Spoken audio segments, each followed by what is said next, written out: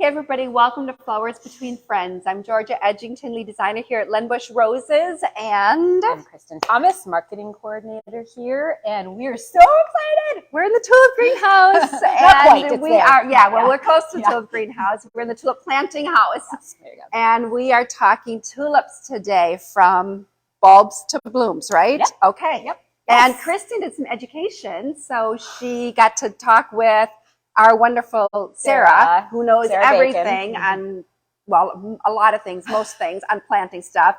And you kind of got the scoop. Well, she gave me, what is it called? The shortened version of things. The Cliff Notes. The Cliff Notes. I got the Cliff Notes. I was going to say abbreviated, but Cliff Notes. I got the Cliff Notes today on how we grow tulips. Honestly, being here for 15 years at Len Busch, I really thought I had an idea, and there was so much more to it. Yeah. Like the things we do here and how we grow things, it's really amazing. It's amazing. Our growers do a lot of education. They do videos and conferences and classes and seminars. Go to Holland. And go to Holland to learn all these great things so that we can actually grow the best tulips around. So, great. But what did you learn? So let's start. Well, so starting out, this is the way we plant our tulips, and these are called curvers, and they've got like sharp little points right here. So the planters, the people that were come in, right? They're cute littles, and you guys should see how they plant these. I posted videos before. I'll do it again, but how fast they are. But literally, they're just taking the bulbs and poking them onto the little pointers here until they're full. They just go right on, just like that. Can I do one too? Sure, go for it. It's kind of satisfying. Yeah, kind of. Ooh, yeah.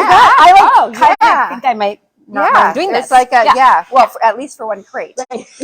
And we're done. So anyway, the crates, as you can see, stacked here, Emily, there are many crates right there that are already full and planted with our bulbs. And already budding.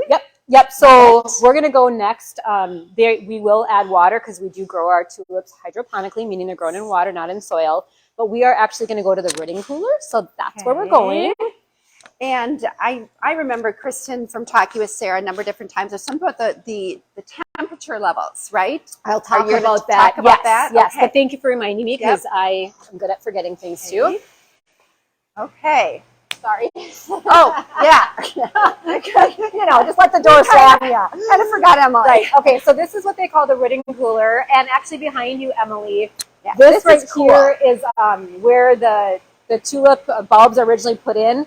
This actually tips backwards because we like to keep fresh water in all of our curvers constantly. Fresh water is super important because you need the oxygen in the tulips for the tulips to do their thing. If it's dirty, stagnant water, they don't grow right. We need really healthy roots, like healthy roots. If it's dirty, stagnant, they're going to get bacteria, they're going to get mold, botrytis issues. Right.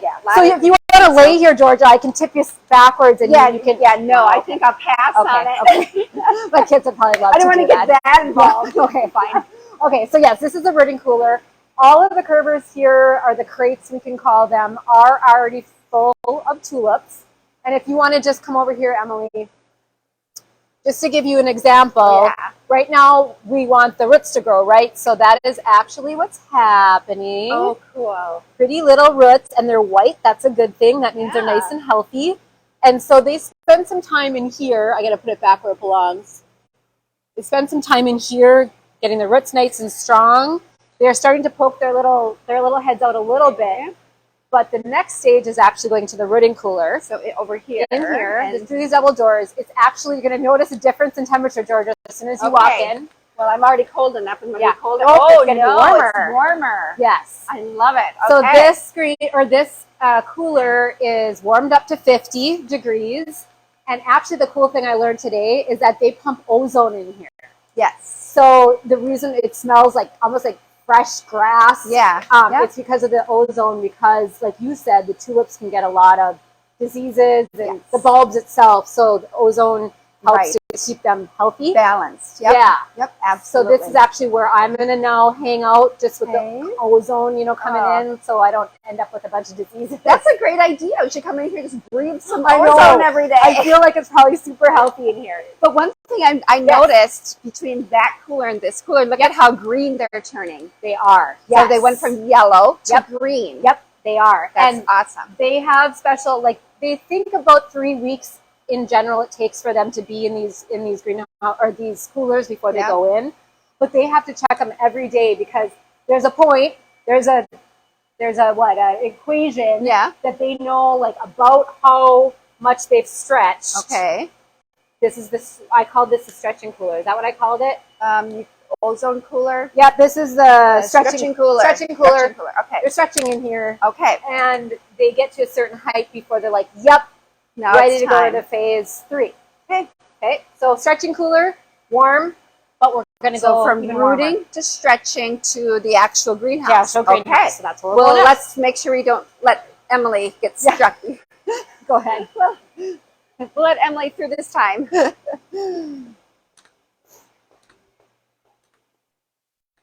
So there's a lot of moving around with the tulips. Oh my gosh. They really make a little journey before they actually get to the store. And speaking of journey, we actually get 12 truckloads and from Holland, and I'll say obviously they have to come on a boat or airplane first, but we get 12 truckloads of the door stayed open. The door open, so we have a problem with opening the doors and then getting them closed. 12 truckloads of tulip bulbs that come into Len Busch roses. 5.8 million bulbs. Wow, compared to 4.7 last year. Crazy. Wow, that is. Wow. Okay. It's nice and quiet in here because the harvesters have finished and the processors are done for the day. Oh, yeah. So now, Emily, just scan this. It's just amazing the different levels that we're at in the growth process, but also how full this greenhouse can actually be. And it's sold 1 million tulip bulbs at a time. So literally probably looking at about close to 1 million right now. Wow, isn't that what crazy? 1 million tulip bulbs or tulips look like. Can you ever say you've been in the midst of 1 million tulip bulbs? No, not before ever coming here. Right. Me neither. I haven't had the pleasure of going to Holland. I haven't either. Maybe we know so much, right? Right. Okay. So the one thing I want to bring up, and because I didn't know about this, I call these the blankets, whether you call them a blanket or a shade cloth. You can see laying across here. So the biggest thing that they're looking for is that we don't want to hurry them along. I was told that tulips in general don't like really bright light. They actually would grow really well in a darker environment, even darker than what we are now. We spray our greenhouses with like a whitewash to try to shade it as much as we can to help that along. If we just brought our tulips in here immediately from the dark out to here, they immediately are going to be like, and not do well. They're going to be shocked. And they won't grow as tall as we want them to. Okay. We want our tulip stems to be a certain length. Okay. And so we need to say like, hey, you're in a brighter environment, but not too bright. When the tulips themselves grow to a certain height, they say, they're ready. And we'll take their little blinkies off. And isn't nature curious and just absolutely crazy? Because think of when they grow in the early spring. Right. So they come through the ground and through snow, and they're probably just emerging little by little and getting what they need, just the way nature has designed it. So we have to kind of mimic nature in here. Example. Yeah. Yep, exactly. Interesting. Yes. So, that's the blanket story, which I never quite understood the point of it. Yep. Okay. So they're we really, our specs are strict. And so we want to make sure that our stems get to the length we want them. And this is our way of controlling that a little bit. Right. Because we want to give our customers, we want to give you guys the best product possible. And so we do make sure that we've got everything in place for that and do what we need to do, our due diligence to make sure you get great product. Yep, agreed. I want to make sure that... So from blanket, blanket tulips to what's next? Yeah, well, you can see a little farther along here without us having to go too far as I'm tripping over a crate. Careful, no injuries today. You can see that they've kind of chosen, as you go farther down the line, the tulips that now don't have blankets on them anymore are now at the height where it's okay to take them off and let them actually take in the natural light. They're still growing and will bloom at the right time. So they've kind of like blanket stage. Now the blankets are off. They're starting to grow and get a little taller. And then as you turn the corner and start coming this direction, you can see more and more flowers the closer you get. And then this is the area here where they're already harvested there. So Yes. Now let's talk about harvesting, Kristin, because like we talked about, we grow them hydroponically here. They are not grown in soil at all. So when it comes to harvest time, did Sarah tell you how they harvest? We didn't even talk about that today. What is your question though? Because we've watched them harvest. Right. So they go through and they basically pull them out, yep, right? Yep. And they actually lay them all the crates which are on tracks. Yep. So they go along and they harvest the ones that are right. If there's a tulip. Okay. Okay. We're back. Yeah, we're back. Little connection issue, we think. And if not, you enjoy looking at us Right, for a few minutes while we stood here. Okay, sorry. The trolleys come down the track and they make their way over to our tulip machine. Yep. Yeah. Which we'll do a different segment on how that works because it's a whole thing. That's a lot of fun too. Do you want to end with inspiration? Yeah, inspiration. So, it's tulip time. You're starting to get them. And of course, me, I love to play. So I have a couple pieces over here that we just kind of had some fun with. One of my favorite things to do is to just take a cylinder. Kristin, I think you got it there. Hold it? Absolutely. Just take a cylinder. And I like to put some rocks in the bottom and just layer tulips in there. Come on. It's just simple, easy. And it almost kind of feels like they're their own little floating entity here. And they will continue to stretch. Don't forget that your tulips will continue to stretch. And also don't forget a couple quick little care tips. Remember to take leaves off that are the green leaves that are going to be part of the water in the water. Make sure you're taking those off.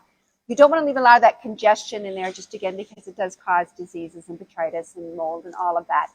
Change your water too if you can. So if you've got tulips at home, change your water a little bit every 3 to 4 days if you can. And keep in mind, they're going to keep stretching. Give them a fresh cut if you need to. But this is wanted to give you an inspiration for in your shops. This is one of my absolute favorite things to do is with a cylinder and just some simple placement of tulips. Love that. Yeah. And then this guy here, I can hold it. I just took the pedestal bowl and I just kind of bunched them together, shoved them down into the base of the pedestal. And then I just took some moss and I tucked in some moss, some reindeer moss. Just around, and it's the reindeer moss isn't into the water. I just held the tulips with one hand and tucked it in on this side. So basically the reindeer moss is holding up the tulips and the tulips is giving enough pressure to the reindeer moss that it's just stuck between the tulips and the top of the vase. So you did not do this in foam. This is in water. That's in water. That's fresh water right below it. Love that. Yep, absolutely. Super pretty. And we sell that, right? Yes. Yeah, we sell that. We sell all kind of pedestals. And then this one is kind of fun. Georgia's very excited. Gosh, I just had so much fun with this guy. Okay, well, I want to pull this one out. Okay. So let's tip it. Emily, come on in here. This is water, a little bit of curly willow that I kind of swirled in there a little bit. And then what I did is I took the tulips and I split the bottom, and they will survive. They will thrive. I just took my sharp knife, split the bottom as deep as I want it to go, and then you can take it and put it onto that. Okay, now of course it's a little thin there, but I'm gonna go right there. Just kind of put that slit onto your curly willow, your mechanism, whatever you want to use in there, maybe a stem of something else. And I've got this nice little container that's wide open, little bit of curly willow, and I slit the stems and just slipped them onto the curly willow. They're still in the water, so they're getting their hydration. And yet it's a very simple, contemporary look. And tulips can go anywhere from a gardeny look to an elegant look to a contemporary look. And I love to use tulips for more contemporary looks, which I think you see today in all of these pieces. Yeah, they're very pretty. So that's just a little cool inspiration. Yes. So yes, I have fun with that. To give you ideas. Splitting the tip, the stem, and just instead of just taking a bunch of 10 tulips and throwing them in a vase, there are so many more options. Do something different. Yeah, absolutely. Yeah. So there we go. So it's beautiful. So bulbs to bloom. Yes. So we did it today and had a little fun with it. And hopefully you have our tulips in your stores right now. If you don't, you know what to do. Yeah, right, for sure. And hopefully you have a great week. Yeah.